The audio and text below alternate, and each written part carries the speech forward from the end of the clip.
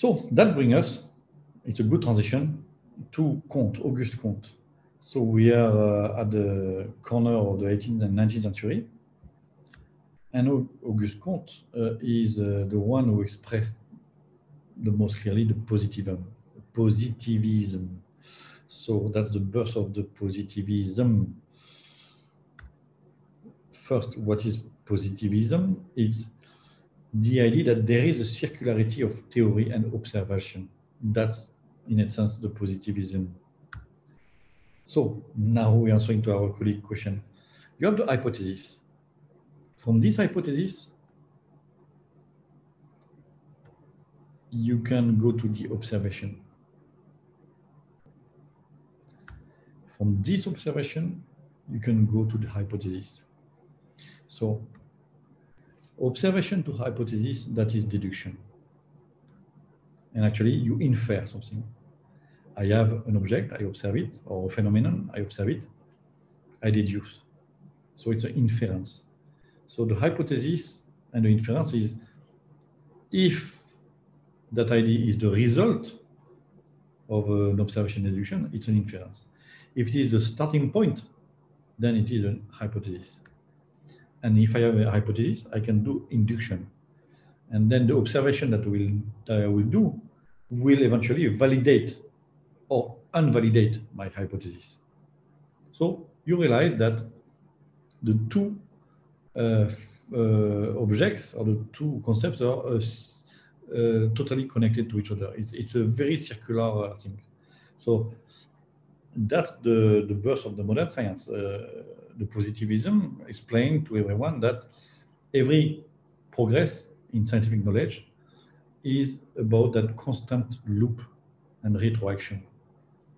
You progress by each time you go further, you modify your hypothesis, your observation validate it or invalidate it. So you make a new, slightly different inference, it modifies your hypothesis and so on. A very good example of that.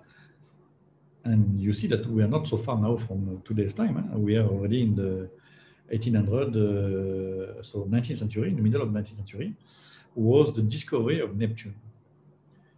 I don't have the name exactly of the scientist who realized at the time that, according to Newton's theory, the planets should move in a more regular way that they were moving. And there were some small discrepancies.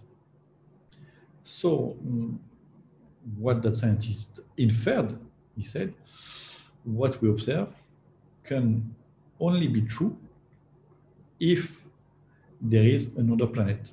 So if Newton has a good theory, and it is a sound theory, the observation that we see, you know, the small variations that are not explained by the Newton theory should be explained by the fact that there is another planet that we didn't discover yet.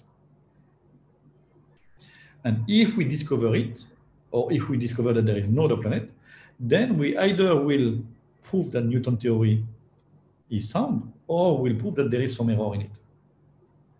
And the same year, another scientist, triggered by that idea, did search, and found Neptune. So we had the full hardcore proof of Newton theories were working and working well to describe the planetary system. So we are in the middle of this circularity of theory and observation and theory. Among that, you have a new concept that is abduction. At the same time, appeared, I will not delve into the thinkers of abduction, but just to tell you that abduction is the accident, the discovery by luck, the unexpected phenomenon, the how to say, compared to the rule, the exception. And scientists that stumble on it start to think outside the box. Okay, abduction is, there is some observation that I stumble on it by pure chance or by pure random, and it creates a new opening of something new I didn't think of.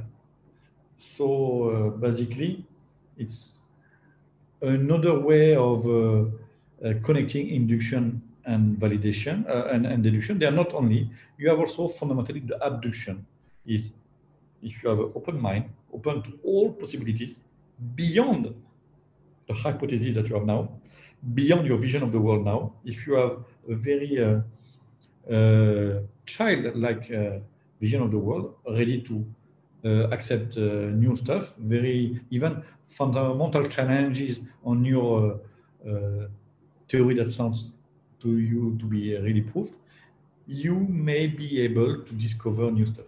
And Pasteur, another scientist of the time, was saying the same concept in different words. He was saying luck is smiling to those who are prepared. So as a scientist, you will find something, you will have luck to make a new discovery if you're already prepared to do it. And it's not by working hard or staying in the corridors of the existing hypotheses, knowledges, existing paradigms, is in order to be able to look at everything. Other scientists would say abduction comes when you look into the garbage of the today's science. So you have the science that explains stuff, and then you have a handful of phenomena or objects that are exception. Nobody can explain them. It doesn't fit with the common theory. And if you look into that, and if you search into that, you will find, by pure luck, new stuff that were totally unexpected. You will see, you will remark some coherence or some correlation. Some new stuff will be in your vision, and that's abduction. And you will find new discovery that way. So you see that we are going closer and closer from the 20th century, and we are becoming modern in our discourse now. Then you are the cornerstone of epistemology, of modern epistemology. You see appearing Poincaré. And I will insist a bit on Poincaré because I don't do a poll now, but I'm pretty sure most of you didn't hear about Poincaré before, or very little, a very small number of